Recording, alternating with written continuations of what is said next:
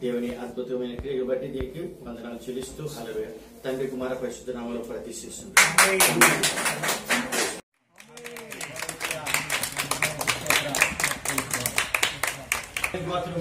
దేవునికి ప్రతిష్ఠిస్తుంటున్నాడు. ఆమేన్. తండ్రి కుమార పరిశుద్ధ నామములో ఈ 2021 ప్రభా ఈ నవంబర్ మాసంలో తండ్రి మరి నీ కుమారుడు అయ్యా తండ్రి విజయనందమయ్య గారిని బట్టి మరొకసారి ఈ సంఘాన్ని బట్టి మీ బంగారు పాదాలపై వందనాలు. నిజంగా వారికి ఇచ్చినటువంటి ఈ యొక్క గొప్ప ఘనతను బట్టి నీకు వందనాలు. ఈ పాత్రలు కూడా ప్రభా మీ చేతులకు అప్పగిస్తున్నాను అయ్యా. వీటిని కూడా తండ్రి కుమార పరిశుద్ధాత్మలో ప్రతిష్ఠిస్తున్నాం తండ్రి. వీటిలో కూడా మీ రక్త ప్రోక్షణ ఉంచండి ప్రభా అయ్యా. ఇందులోనికి వస్తున్నప్పుడు వెళుతున్నప్పుడు కూడా ప్రతి ఒక్కరికి మంచి ఆరోగ్యాన్ని దయచేసి మీ నామ ఘనత కొరకు వాడుకోమని యేసు నామములో అడుగుతున్నాను తండ్రి. ఎలాంటి హాని జరగకుండా మీరు కాపాడండి మా తండ్రి. మహిమార్థమే దీవించండి మా ప్రభా.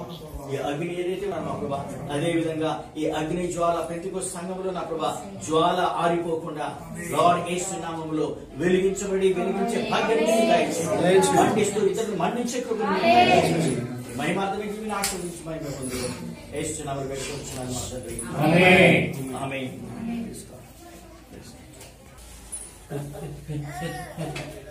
మాకు రాన్ చేసిరా దేవునికి స్తోత్ర. హల్లెలూయా.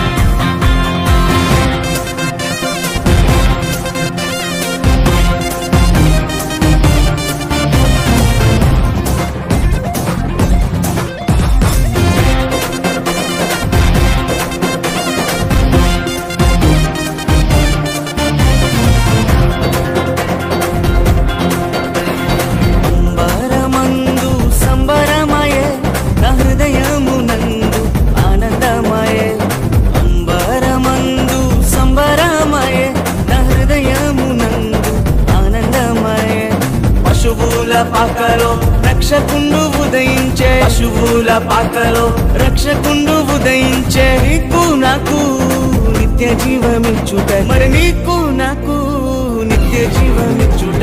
క్రిస్మస్ క్రిస్మస్ హ్యాపీ క్రిస్మస్ బ్రతుకంత పండుగే కదా లోకాన సందడే కదా బ్రతుకంత పండుగే కదా లోకాన సందడే కదా.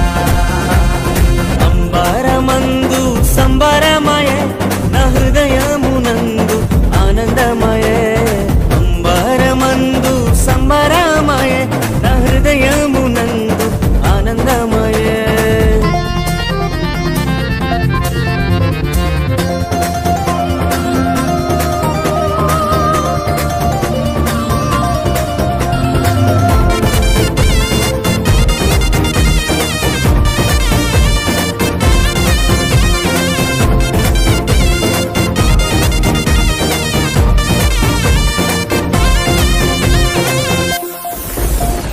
పాపభరమును కోయుచున్నా సకల జనులను రక్షింపను పాపభరమును మోయుచున్నా సకల జనులను రక్షింపను. పరిశుద్ధుడే మరియ తనయునిగా పరిశుద్ధుడే మరియ తనయునిగా పశువుల పక్కలోనే పుట్టినాడే పశువుల పక్కలోనే పుట్టినాడే పశువుల పక్కలోనే పుట్టినాడే పశువుల పక్కలోనే పుట్టినాడే. క్రిస్మస్ క్రిస్మస్ హ్యాపీ క్రిస్మస్ బ్రతుకంత పండుగే కదా లోకాన సందడే కదా బ్రతుకంత పండుగే కదా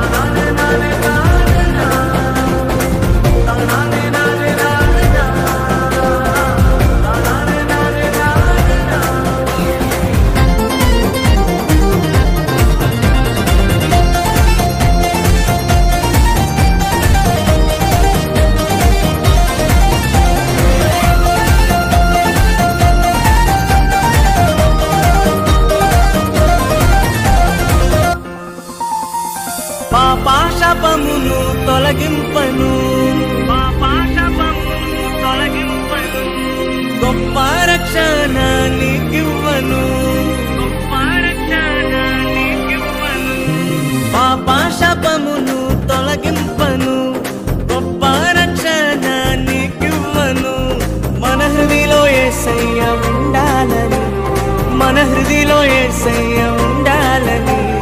పరలోక మహిమను విడచినాడే, పరలోక మహిమను విడచినాడే, పరలోక మహిమను విడచినాడే, పరలోక మహిమను విడచినాడే.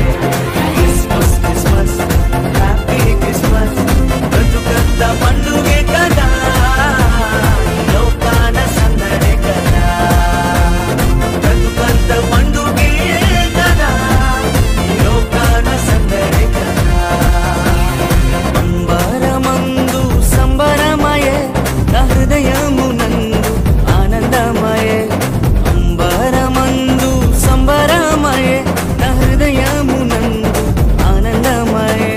పశువుల పాకలో రక్షకుండు ఉదయించే, పశువుల పాకలో రక్షకుండు ఉదయించే. నీకు నాకు నిత్య జీవమిచ్చుట, మరి నీకు నాకు నిత్య జీవమిచ్చుట. క్రిస్మస్ క్రిస్మస్ హ్యాపీ క్రిస్మస్, బ్రతుకంత పండుగే కదా, లోకాన సందడే కదా, బ్రతుకంత పండుగే కదా, లోకాన సందడే కదా, బ్రతుకంత పండుగే కదా, లోకాన సందడే కదా, బ్రతుకంత పండుగే కదా, లోకాన సందడే కదా.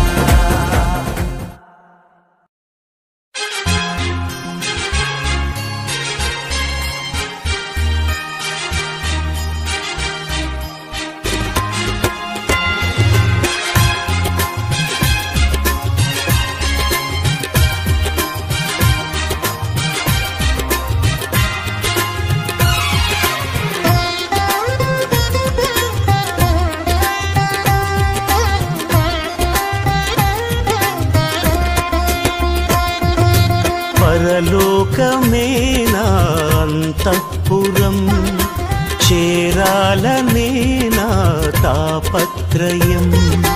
పరలోకమే నా అంతఃపురం, చేరాలనే నా తాపత్రయం.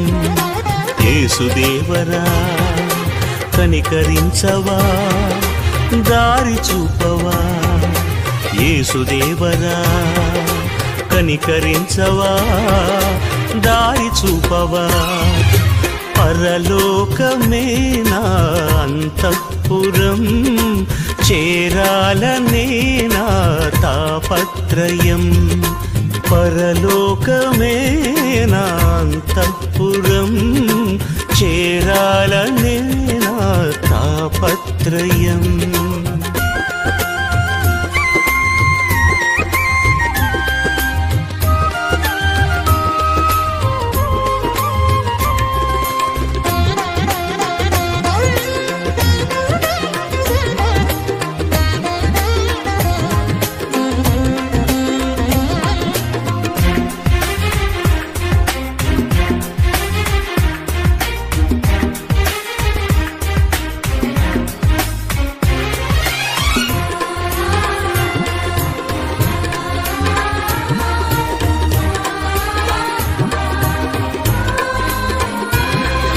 స్వల్పకాలమే ఈ లోక జీవితం, నా భవ్య జీవితం మహోజ్వలం.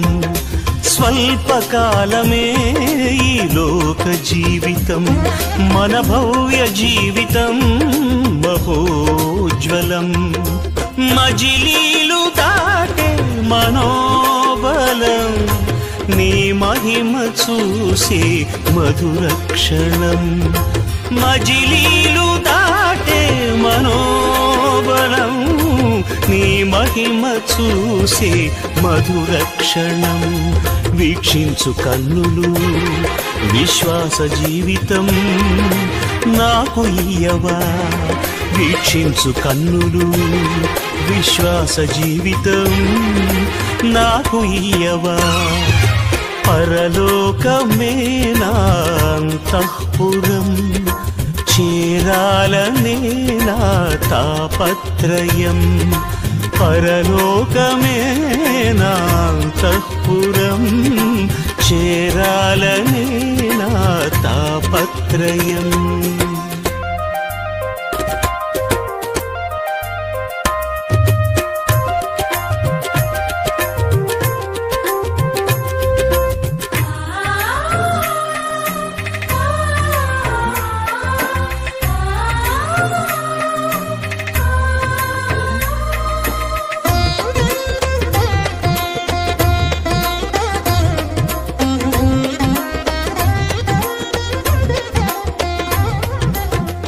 పాపమునిదిరించే శక్తిని నాకివ్వు, పరులను ప్రేమించే మనసే నాకివ్వు.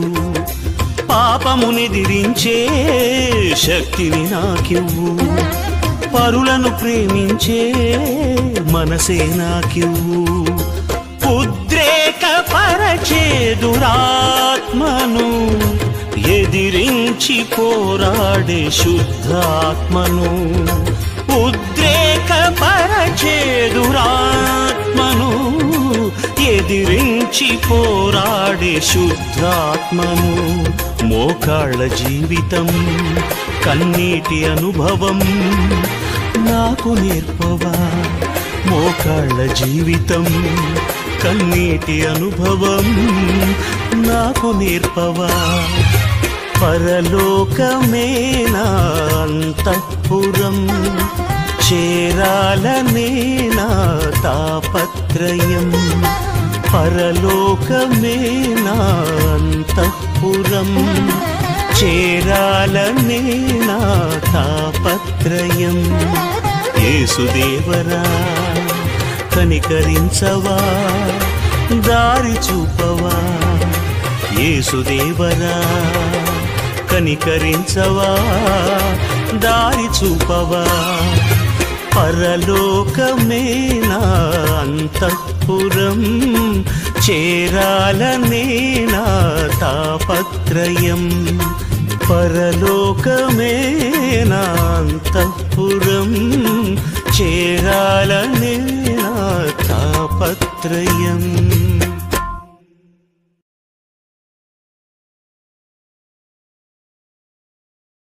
మరొకసారి దాదాపు 2-3 సంవత్సరాల తర్వాత మీ మధ్యలో ఈ విధంగా వచ్చేదానికి దేవుడు ఇచ్చినటువంటి ఈ యొక్క ధన్యతను బట్టి నేను దేవునికి మహిమ చెల్లిస్తుంటున్నాను, వందనాలు చెల్లిస్తుంటున్నాను. అదేవిధంగా సంఘ కాపరి విద్యానందం గారికి నేను మా యొక్క సంఘం తరపున, మా కుటుంబం తరపున, తెలుగు పెట్టుకో సంఘం తరపున వందనాలు చెల్లిస్తుంటున్నాను. మీ అందరికీ కూడా నా వందనాలు చెల్లిస్తుంటున్నాను. ఆమేన్, హల్లెలూయా. ఇది గొప్ప ధన్యత ఇస్తున్నది. ఎప్పుడైతే పాస్టర్ గారు నాకు ఫోన్ చేసినప్పుడు, మేము మాట్లాడుకుంటున్నప్పుడు, అయ్యా ఇటు జరిగింది, మీరు రావాలి, తప్పకుండా ఈ కార్యాన్ని మీరు జరిగించాలి అని చెప్పేసి అంటున్నప్పుడు, నేను నిజంగా సమయం లేకపోయినా కానీ ఏదో ఒక విధంగా సమయం తీసుకుని రావాలి అని నేను ఆలోచన చేసి ఉంటున్నాను. దేవుని యొక్క కృపను బట్టి రావడం జరిగింది. దేవుడు ఈ సంఘానికి పునాది రాయి నేనే వేశాను. హల్లెలూయా. ఈ సంఘానికి గడపమానులు నేనే ప్రార్థించాను.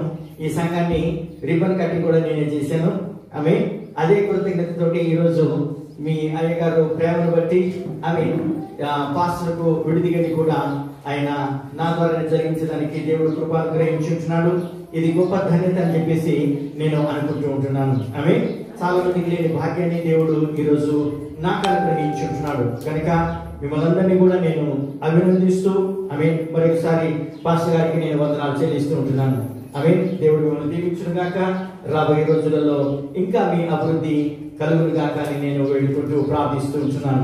తిమోతికి పౌలు భక్తుడు ఉత్తరం రాస్తూ, దేవుడరా యవనస్తుడైనటువంటి సేవకుడు కొత్తగా సంఘంలోకి ఆయన ప్రవేశించుంటున్నాడు. అప్పుడు పౌలు ఉత్తరం రాస్తూ ఆయనకు ఏమని చెప్తున్నాడంటే, తిమోతి జాగ్రత్త సుమా, నీ అభివృద్ధి పొందాలని నేను కోరుకుంటుంటున్నాను. అంత మాత్రమే కాదు కానీ నీ అభివృద్ధి అందరికీ కనపడాలి అని నేను కోరుకుంటున్నాను అని చెప్పేసి అంటున్నాడు. హల్లెలూయా. దేవుడా, అభివృద్ధి అంటే మనం అనుకుంటాము మంచి పొలాలు కలిగి ఉండటము, మంచి కారు కలిగి ఉండటము, మంచి ఇల్లు కలిగి ఉండటము, మంచి పిల్లలు కలిగి ఉండటము అని చెప్పేసి మనం అనుకుంటాం. అది మంచిదే, చాలా సంతోషం. అట్లాగే కుటుంబముగా మనం ఆ విధంగా ఆలోచన చేస్తే సేవాపరంగా మనం ఏం ఆలోచన చేయాలి? దేవుని యొక్క దాసులు, కాపరులు, సేవకులు ఏమని ఆలోచన చేస్తారంటే, నా సేవ ఎలా మొదలవుతుంది, ఎలా అభివృద్ధి పొందుతుంది అని చెప్పేసి వాళ్ళు ఆలోచన చేస్తూ ఉంటారు. హల్లెలూయా. అట్లాగే మీ కాపరి దేవుడరా మా సహోదరుడు విద్యానందం గారు తన సేవను కూడా ఎలా ఆయన కొనసాగించుకోవాలి, మొదలు పెట్టుకోవాలి అని చెప్పేసి ఆయన ఎంతో ఆరాటపడుతూ ఉంటాడు. నాకు బాగా జ్ఞాపకము. నేను మొదటిసారి వచ్చినప్పుడు ఇక్కడ ఒక చెట్టు ఉండేది ఈ దగ్గరలోనే. ఆ చెట్టు కింద చిన్న పందిరి వేసి ఆరాధన జరుగుతూ ఉండేది. అక్కడికి నేను మధ్యాహ్నం పూట వచ్చాను. నేను చాలా ఆశ్చర్యపోయాను. అక్కడ చాలా మంది ఇట్లాగే మీలాగానే కూర్చొని అందరూ పాటలు పాడుకుంటూ గొప్పగా దేవుని ఆరాధన చేస్తూ ఉంటున్నారు. అయ్యా మాకు మందిరం కావాలి, ప్రార్థన చేయండి అని చెప్పేసి అయ్యగారు చెప్పడం జరిగింది. ఆరాటము ఎలా ఉంటుందంటే నేను పూనాలో ఒకసారి మా సహోదరుడు మస్కట్ నుంచి వచ్చినటువంటి ఆయన సంఘాన్ని కట్టి దానిని ఓపెన్ చేసడానికి నన్ను పిలిచినప్పుడు అప్పుడు ఇక్కడ నుంచి విద్యానందం కూడా రావడం జరిగింది, లూకా పాస్టర్ రావడం జరిగింది, ప్రభుదాసు బ్రదరు రావడం జరిగింది. మేమందరం కూడా అక్కడికి వెళ్ళేసి ఆయన కడుతుంటున్నప్పుడు మేము తక్కిన వాళ్ళందరూ కూడా వేరే వేరే సాక్ష్యాలు చెప్పారు. కానీ విద్యానందం అక్కడ నిలబడి ఏమన్నాడు అడిగినా, నాకు చర్చి కావాలి. మహారాష్ట్రలో ఆ సంఘం మొదలుపెట్టినప్పుడు నేను చర్చి కట్టుకుంటూ ఉంటున్నాను, నాకు సహాయం కావాలి, మీరు ప్రార్థన చేయండి అని చెప్పేసి ఆయన చెప్పుకుంటూ వచ్చారు. ఎందుకు చెప్తున్నాను అడిగినా, ఆరాటం అనేది ఉండాలి. మనలో దేవుడు ఆరాటాన్ని చూస్తూ ఉంటున్నాడు, మన ఆశలు చూస్తూ ఉంటున్నాడు, మన కోరికలు చూస్తూ ఉంటున్నాడు. ఈ రోజు సంఘం నిలబడింది. అంత మాత్రమే కాదు కానీ దేవుడు సంఘ పరిచర్య కొనసాగించడానికి దేవుడు ఈ యొక్క వసతి గృహాన్ని కూడా ఆయన అనుగ్రహించుంటున్నాడు. ఇది దేవుడు అనుగ్రహిస్తున్నటువంటి అభివృద్ధి అందరికీ కనపడే విధంగా జరుగుతూ ఉంటుంది. దేవునికి స్తోత్రం. హల్లెలూయా. మీరందరి యొక్క సహకారము, మీ అందరి యొక్క ప్రార్థన, మీ అందరి యొక్క సహాయం వలన, సహకారం వలన ఈ కార్యాలన్నీ కూడా జరుగుతూ ఉంటున్నాయి. దేవుని యొక్క కృపను బట్టి ఇట్లాగే రాబోయే రోజులలో కూడా మీరందరూ కూడా ప్రేమగా ఉండి దేవుడైనా ధారాళమైనటువంటి ఉదార స్వభావం కలిగి మీరు ఎప్పుడైతే చెవి చాపుతున్నారో, గుప్పులు విప్పుతున్నారో, ఇంతకంటే గొప్ప కార్యక్రమాలు రాబోయే రోజులలో జరుగుతూ ఉంటున్నాయి. హల్లెలూయా. కనుక దేవుడైనా మనం అందరం కూడా సేవకుడికి తోడ్పడుతూ మనం ఎప్పుడైతే ముందుకు సాగుతూ ఉంటున్నామో దేవుడు గొప్ప కార్యములు మన ద్వారా ఆయన జరిగించే దేవుడు అయి ఉంటున్నాడు. ఈ యొక్క నేపథ్యంలో అందరికీ సుపరిచయమైనటువంటి ఒక వాక్యాన్ని నేను చదివి కొన్ని మాటలు మీతో పంచుకోవాలని నేను కోరుతున్నాను. దేవునికి స్తోత్రం. ఇచ్చినటువంటి సమయంలో దేవుడు కొన్ని మాటలు ఇది అవసరమా మనకి? కొంతమంది అనుకోవచ్చేమో, ఎందుకు ఇంత డబ్బు ఖర్చు అనవసరంగా, ఇది అవసరమా మనకి అని కొంతమంది ప్రశ్నించే వాళ్ళు లేకపోలేదు కదండి. ఇంకా ఎన్నో కార్యాలు ఉంటున్నాయి, ఇంకా ఎన్నెన్నో పనులు చేయాలి, ఎందుకు ఈ వేస్ట్ అని చెప్పేసి మనం అనుకుంటున్నామేమో. Praise God. కనుక అలాంటి వారు ఎవరైనా ఉన్నట్లయితే జాగ్రత్తగా ఈరోజు నేను చెప్పే మాటలు మీరు వినాలని నేను కోరుకుంటున్నాను. ఒక ఊళ్ళో ఒక స్త్రీ ఉన్నది, ఒక కుటుంబం ఉన్నది, చిన్న కుటుంబం ఉన్నది. వాళ్ళకి ఆస్తిపాస్తులు అన్నీ ఉన్నాయి, ఏమి కొలవలేదు. వాళ్ళకి మంచి ధనవంతులు, మంచిగా భూస్వాములు, వాళ్ళందరూ కూడా మంచి పంటలు పండుతున్నాయి. వాళ్ళ యొక్క ఎంతో మంది సేవకులు వాళ్ళ యొక్క గృహంలో ఉంటూ అన్ని విధాలుగా జరుగుతూ ఉంటున్నాయి. కానీ వారి యొక్క జీవితంలో కొదువు అనేది ఉంది. అది ఎవరికి చెప్పుకోలేకుండా ఉంటున్నారు. వాళ్ళు ఎవరికి చెప్తే మా కొదువు తీరుస్తారు, అది మానవుడితో అయ్యే పని కాదది. అలాగే లోపలనే భార్య భర్తలు కుములుతూ వాళ్ళు ఉంటున్నారు. ఆ సమయంలో ఆ ప్రాంతానికి ఒక దేవుని సేవకుడు వస్తూ ఉండేవాడు. హల్లెలూయా. Praise God. స్త్రీలకు చాలా మక్కువ ఉంటుంది దేవుని మీద, విశ్వాసం అనేది ఎక్కువగా ఉంటుంది. బలహీనమైన ఘటన అయినప్పటికీ కూడా దేవుడు స్త్రీలకు కొంచెం ఆలోచన అనేది వాళ్ళు ఆలోచన చేసి కార్యాలు చేస్తూ ఉంటున్నారు. అట్లాగే ఆ స్త్రీ ఏం చేసిందంటే దేవదాసులు వస్తుంటే, అయ్యా మా ఇంటికి వచ్చి భోజనం చేయి. కోరిక ఏం అడగలేదు, ప్రార్థన ఏం అడగలేదు, మా ఇంటికి వచ్చి భోజనం చేయి చాలు అంటున్నప్పుడు చాలా ప్రేమగా పిలుస్తుంది కదా, చాలా మంచిది కదా. నేను ప్రయాణం చేస్తున్నప్పుడు మార్గ మధ్యంలో నన్ను పట్టించుకున్న వాళ్ళు ఎవరు లేరని ఆ దైవదాసులు ఆ ప్రాంతానికి వచ్చినప్పుడల్లా కూడా ఆ ఇంటికి వెళ్ళేసి ఆయన భోజనం చేసి ముందుకు వెళ్తూ ఉండేవాడు. ఇట్లా కొన్ని రోజులు గడిచిపోయింది. దేవుడైనా ఎప్పుడైనా కానీ దేవుని సేవకునికి మీరు ఎప్పుడైతే గృహంలో ఆతిథ్యం ఇస్తుంటున్నాడో, దేవుని యొక్క సేవకుడు నిజమైనటువంటి యథార్థంగా సేవ చేస్తున్నటువంటి సేవకుడు మీ గృహంలో అడుగు పెట్టినట్లయితే దేవుడైనా దేవుడే ఆ గృహంలో అడుగు పెట్టినట్టు దేవుడే ఆ గృహంలో ఉన్నటువంటి అక్కర్లు తీర్చే దేవుడై ఉంటున్నాడు. ఆమె ఈ యొక్క సేవకుడు వచ్చి తిని చేయి కడుక్కొని పోయేవాడు మాత్రమే కాదు, కానీ ఆ గృహంలో ఉన్నటువంటి విషయాలను ప్రార్థనాపూర్వకంగా ఆత్మీయమైనటువంటి మనోనేత్రాలతో ఆయన చూసేవాడు అయి ఉంటున్నాడు. దేవునికి స్తోత్రం. ఆమె ఇట్లాగే వస్తూ పోతూ ఉంటున్నప్పుడు వాళ్ళు ధనవంతులు కదండి, వాళ్ళకి డబ్బుకేం కొలువ లేదు, పంటలు బాగా పండుతూ ఉంటున్నాయి, ఎంతో మంది సేవకులు ఉంటున్నారు. ఒకరోజు ఆమె ఏమన్నదంటే భర్తతో అన్నది, అయ్యా మన దగ్గర బోలెడంత స్థలం ఉంది, డబ్బు కూడా ఉంది, వంశోద్ధారణ కూడా లేడు, తినేవారా లేడు, ఎవరు తింటారు మరి? ఈ సేవకులు తింటూ ఉంటున్నారు, మనం సంపాదించడం వాళ్ళు తింటాం, ఎందుకు ఈ బాధ అంతా, మనం ఒక పని చేద్దాము అని భర్తతో ఏమన్నదంటే ఒక విడిది గది మనం కడదాము, ఒక గెస్ట్ రూమ్ మనం కడదాము అని ఆ భర్తతో అన్నప్పుడు భార్య మాట చదవదాటేవాడు కాదు. ఎందుకంటే భార్య ఎప్పుడు కూడా ఆలోచన చేసుకుని ఒక మంచి నిర్ణయానికి వచ్చేసి మంచి కార్యాలు ఆమె చేస్తూ ఉండేది. ఆమె అందుకనే ఆ కుటుంబాన్ని దేవుడు కూడా ఆశీర్వదించి ఉంటున్నాడు. దేవుడు బిడ్డలారా, ఎప్పుడైతే భార్య ఆ యొక్క సలహా ఇచ్చిందో, ఎందుకు అని అడిగినా ఈ దేవుని యొక్క సేవకుడు వస్తూ ఉంటున్నాడు, మనకి రూమ్ చాలా పెద్దదే, మన మంచం మీద ఆయన పండుకోవటం ఏంటి, మన గదిలో ఆయన ఉండటం ఏంటి అని ఒక సపరేట్ గా మనం ఒక విడిది గది చేద్దాము, గోడ మీద ఎంతో పెద్ద స్థలం ఉంది కదా, దాని మీద ఒక గది వేసి అక్కడ మనము ఆయనకు వసతి ఏర్పాటు చేద్దాము అని అంటే భర్త సరే అన్నాడు. ఆమె అని భర్త ఎప్పుడైతే ఒప్పుకున్నాడో నిమిషాలలో పని అయిపోయింది. ఆమె ఒకరోజు ఇట్లాగే ఆయన వచ్చాడు. వచ్చిన తర్వాత భోజనం చేసిన తర్వాత, అయ్యా ఎండ చాలా బాగుంది, విపరీతంగా ఉంది, నువ్వు నడుచుకుంటూ వెళ్తుంటున్నావు, ఆమె అలసిపోతావేమో, భోజనం చేసిన తర్వాత ఇదిగో నీ కొరకు నీలాంటి వారి కొరకు ఒక చిన్న గది నేను కట్టించానయ్యా, అక్కడ నువ్వు పండుకొని విశ్రాంతి తీసుకొని తర్వాత పొద్దుకున్న తర్వాత లేకపోతే ఎండ చల్లబడిన తర్వాత నీ ప్రయాణానికి వెళ్దు కదా అని చెప్పేసి ఆమె పిలిచిందంట. ఆమె సరే అని చెప్పేసి ఆయన ఆ గదిలోకి వెళ్ళాడు. హల్లెలూయా. ఎప్పుడైతే ఆ గదిలోకి వెళ్ళాడో వాళ్ళలో ఉన్న కొరత దేవుడు ఆయనకు బయలుపరిచి ఉంటున్నాడు.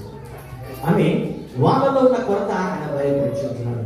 ఈరోజు చాలా మంది ఆలోచనేమో, ఎందుకు వేస్ట్, ఇంకొక ఇల్లు కట్టుకుంటే బాగుండేది కదా, అద్దెలు ఎక్కించుకుంటే అద్దెలు వస్తాయి కదా అని కొంతమంది ఆలోచన చేసే వాళ్ళు ఉండకపోలేదు కదండి. Praise God. కానీ విద్యానంద పాస్టర్ గారు ఆలోచన చేసి దేవుడు ఇచ్చినటువంటి ఈ యొక్క స్థలంలో, దేవుడు ఇచ్చినటువంటి ఈ యొక్క మందిరం ప్రక్కలోనే దేవుని యొక్క దాసులు ఉండాలి, మా గృహంలో ఉండటం ఏంటి అని చెప్పేసి ఈ విడిది గది ఆయన కట్టించి ఉంటున్నారు. అని ఎప్పుడైతే ఆ స్త్రీ అది గమనించి ఆయనను అక్కడ ఆ విడిది గదిలో పండబెట్టిందో, దేవుడు అక్కడ మనం ఏం చూస్తున్నామంటే దేవుడు ఆమెకు ఆ అక్కర బయలుపరుస్తూ ఉంటున్నాడు. ఆమె ఏమని అడిగినా, అమ్మా నీ గురించి నేను ఎవరితో మాట్లాడాలా, ఏమైనా తగాదాలు గొడవలు ఉన్నాయా మీకు, స్థలం విషయంలో కానీ ఇంటి విషయంలో కానీ కోర్టు కేసులు ఏమైనా ఉన్నాయంటే, బాబు అలాంటి ఏమి లేవయ్యా, దేవుని యొక్క కృపను బట్టి చల్లగా బతుకుతూ ఉంటున్నాం. కానీ ఒక ఆలోచన, ఒక కొరత వాళ్ళలో ఉంది, కానీ ఆమె బయటికి చెప్పలేకపోతుంటుంది. ఆమె ఆయన కూడా బయటికి చెప్పలేకపోతూ ఉంటున్నాడు. కానీ దేవుడు హృదయాంతర్యాలను ఎరిగినటువంటి వాడు అయి ఉంటున్నాడు.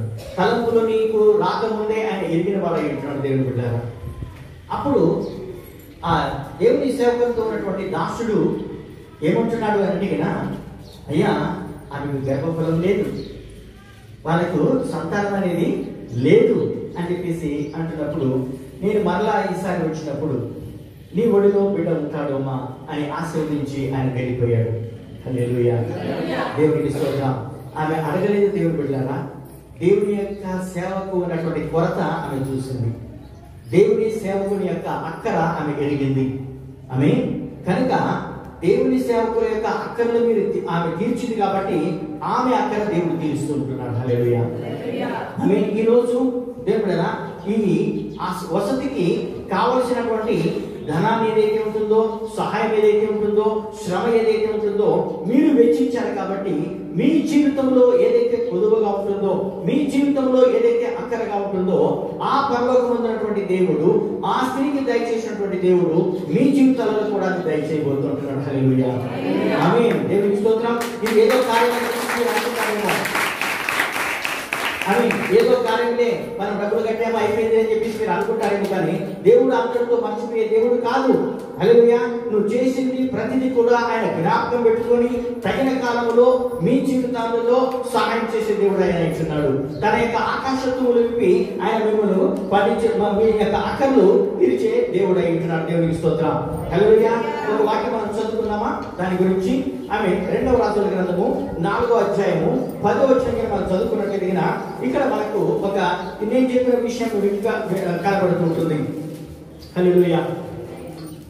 2వ రాజుల గ్రంథము 4వ అధ్యాయం 10వ వచనం.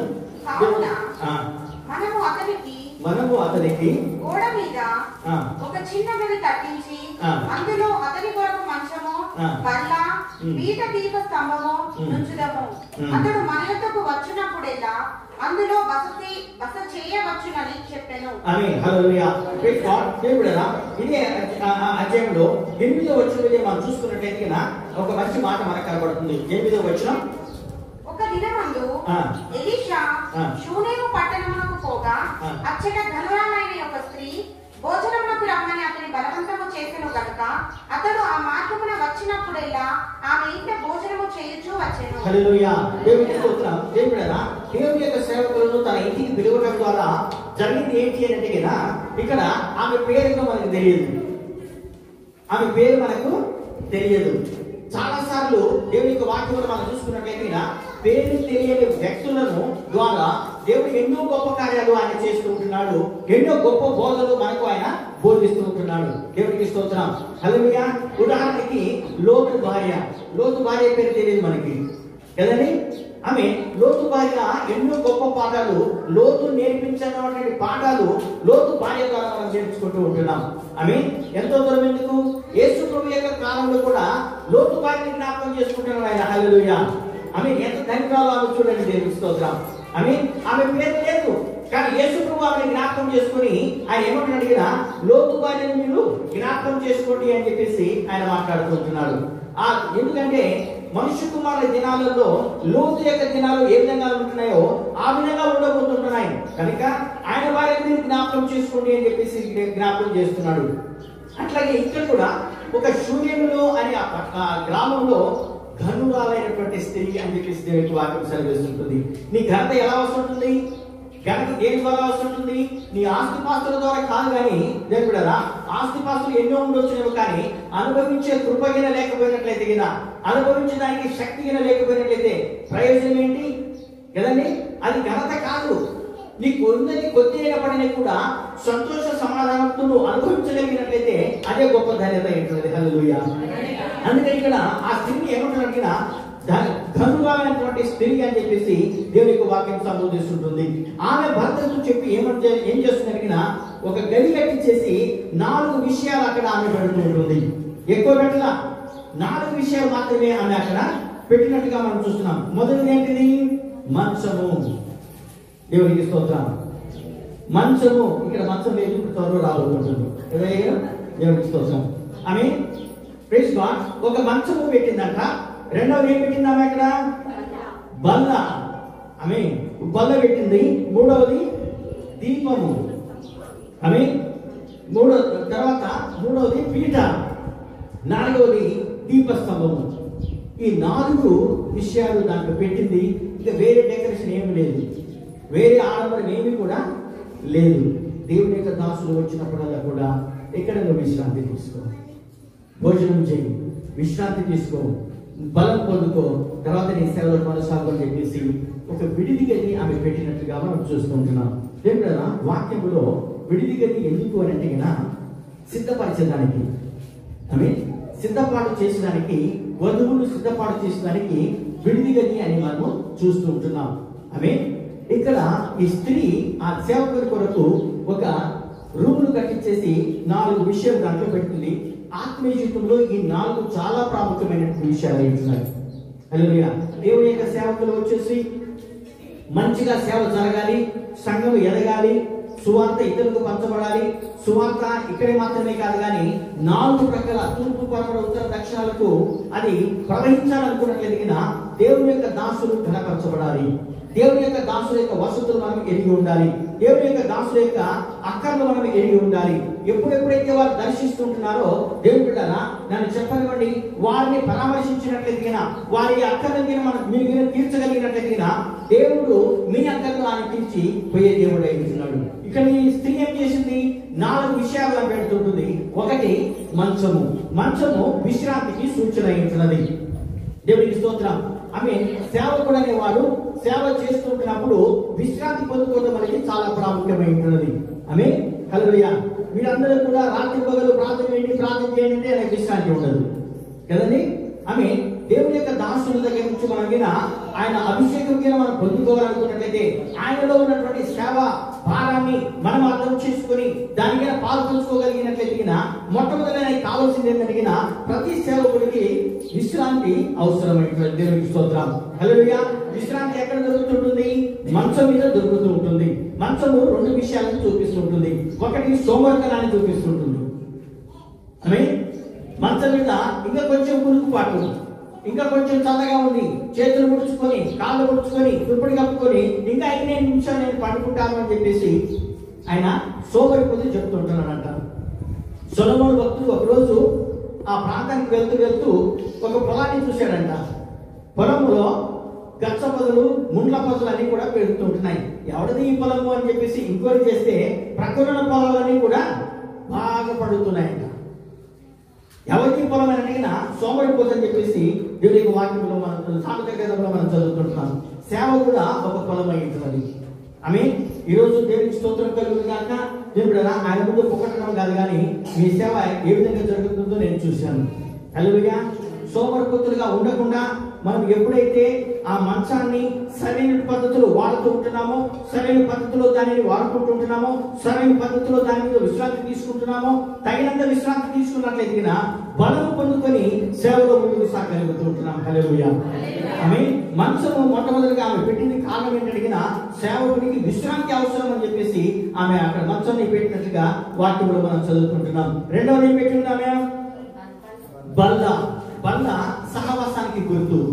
ఆమె మనమందరం కూడా ప్రభులాకి బలలో మనం పాల్గొంటూ ఉంటున్నాం. ఏ బల్లది? ప్రభుతో సహవాసం, ఒకరితో సహవాసం మనం కలిగి ఉంటున్నాం. ఆమె ఆ బల్ల దగ్గర మనం ఏం చేస్తున్నాం అడిగినా భోజనం చేసుకుంటున్నాం. బల్ల దగ్గర కూర్చొని భోజనం చేస్తూ టీ కాఫీలు తాగుతూ ఒకరికొకరు మనం మాట్లాడుకుంటున్నాం. విషయాలు మనం తెలుసుకుంటూ ఉంటున్నాం. మంచి చెడ్డలు మనం తెలుసుకుంటాం. ఒకరికొకరు మనము పరిచయం చేసుకొని ఆ సహవాసంలో ఆ ప్రేమలో ఎదిగడానికి ఆ బల్ల మనకు సాయం చేస్తుంటుంది. దేవుడికి స్తోత్రం. కనుక ఆ గదిలో ఏముండాలి మనకి? ఇంకా ఇప్పుడు రెండవదిగా బల్ల అనేది మనకు ఉండాలి. హల్లెలూయా. అక్కడికి వచ్చి ఏదో ఊసులు మాట్లాడుకోకూడదు. వాళ్ళు అట్లంట, వీళ్ళంట, ఆయన అట్లంట, ఆ మినిస్టర్ అంట అని చెప్పేసి అట్లాంటి మాట్లాడితే దేవుని యొక్క ఆత్మ వెళ్ళిపోతూ ఉంటున్నాడు. అని ఇక్కడ దేవుని యొక్క ఆత్మ ఎందుకు పనిచేస్తుంటుంది? కారణం ఏంటి? అక్కడ పండుకున్నటువంటి సేవకుడు అక్కడ పరిశుద్ధాత్మతోనూ తెలియక దేవునితో సహవాసం చేస్తూ ఆయన ప్రార్థనలో కాలం గడుపుతున్నప్పుడు దేవుడు తన మనసుకు ఆయన ఆలోచనలు కలుగజేస్తుంటున్నాడు. హల్లెలూయా. ఆమేన్. మీరు కూడా ఈ యొక్క గదిని ఏదో విషయం మాట్లాడుకునే దానికి కాదు, వాళ్ళ మీద ఇళ్ళ మీద మాట్లాడుకునే కాదు, కానీ దేవుడనా సహవాసానికి ప్రేమను పంచుకునే దానికి సరిగా వాడినట్లయితే గిన హల్లెలూయా ప్రేమలో మీరు ఎదుగుతూ ఉంటున్నారు. దేవునికి స్తోత్రం కలుగును గాక. ఆమేన్. మూడోది ఏం పెట్టుకుంటున్నారు అక్కడ? పీఠ. పీఠ దేనికి వాడతారు? కూర్చుని దానికి వాడుతూ ఉంటున్నారు. అంటే వేచి ఉండటము, కనిపెట్టి ఉండటము. హల్లెలూయా. ఆ గదిలో బాగా కడుపు నిండా పెట్టారులే భోజనం అని చెప్పేసి కంటి నిండా నిద్రపోకూడదు దేవుని యొక్క సేవకుడు కదా. ఈరోజు బిర్యానీ పెట్టారు, చికెన్ బిర్యానీ పెట్టారు, మటన్ బిర్యానీ పెట్టారు అని చెప్పేసి కడుపు నిండా తిని పండుకోకూడదు. ఆయన ఏం చేయాలి? కనిపెట్టాలి. ప్రభువా ఈరోజు నేను ఎలా సేవ చేయాలి, ఏం సేవ చేయాలి, ఏ మాట నాకు ఇవ్వబోతుంటున్నావు ప్రభువా, ఏ సందేశం నాకు ఇవ్వబోతుంటున్నావు. అగ్ని జ్వాల ఆరిపోకుండా రగలబడి ఇతను కూడా రగిలిస్తూ ఈ ప్రాంతంలో వారందరినీ కూడా రగిలించేదట్టు ఉండాలి. దేవునికి స్తోత్రం. హల్లెలూయా.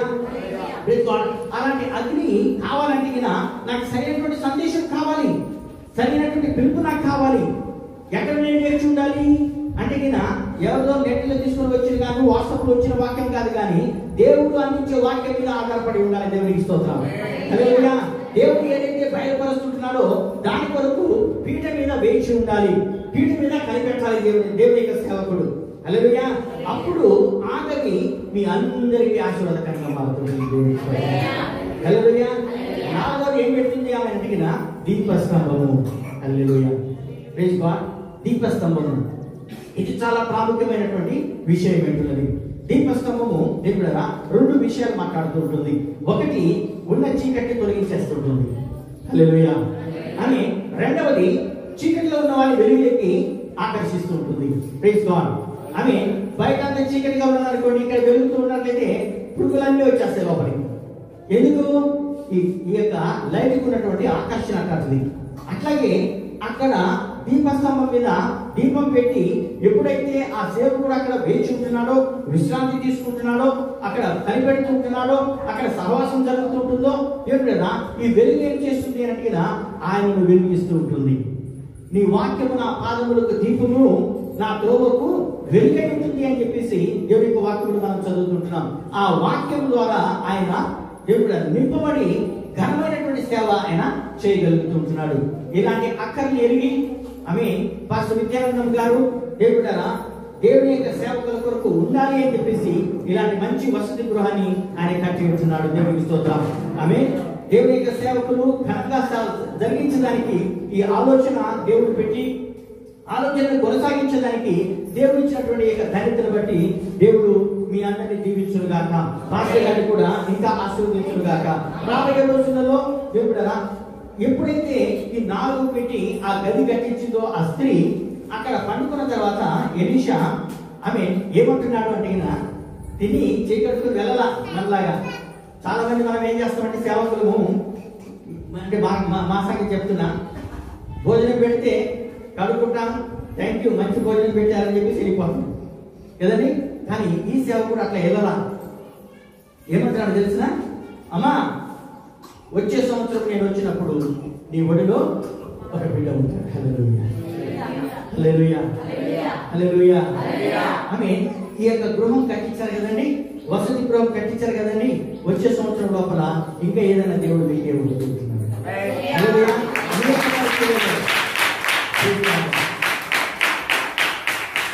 పరిచయంలో ఇంకొక అంశము దేవుడు మీకు ఆ తలంపుని ఇచ్చేసి దానిని కొనసాగించడానికి దేవుడు మీకు సహాయం చేయబోతున్నాడు. చూడండి, యేసయ్య ఏ గృహాన్ని దర్శించినా గానీ హల్లెలూయా ఆశీర్వదించకుండా వెళ్ళిపోలేదని, ఆ గృహము ఆశీర్వించబడకుండా ఉండలేదు ఎప్పుడు కూడా.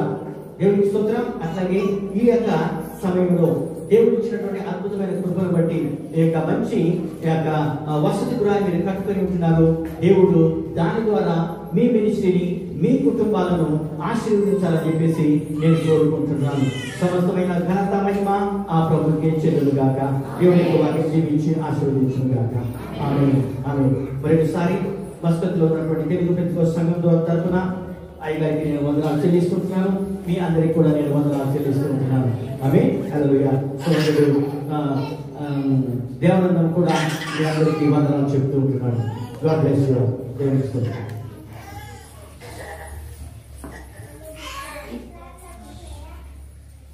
దేవునికి స్తుతి కలుగును గాక. కొన్ని విషయాలైనా దేవుడు మన దాసులను ఎత్తుపట్టుకొని మనకంటూ నేను ఇంత కూడా ఆలోచించలేదు.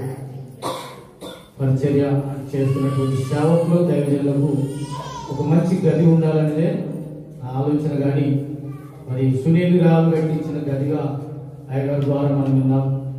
ఆ గదిలోనికి వచ్చిన ఎలీషా చాలా మరి మేలు పొంది అలసట తీర్చుకొని పూజించి వారిని ఆశీర్వదించారు. మన సంఘములో కూడా ప్రతిష్టత కూడా అయ్యగారి ద్వారా జరగటము ఇది గొప్ప భాగ్యం, మన సంఘం యొక్క ధన్యత అని నేను భావిస్తున్నాను.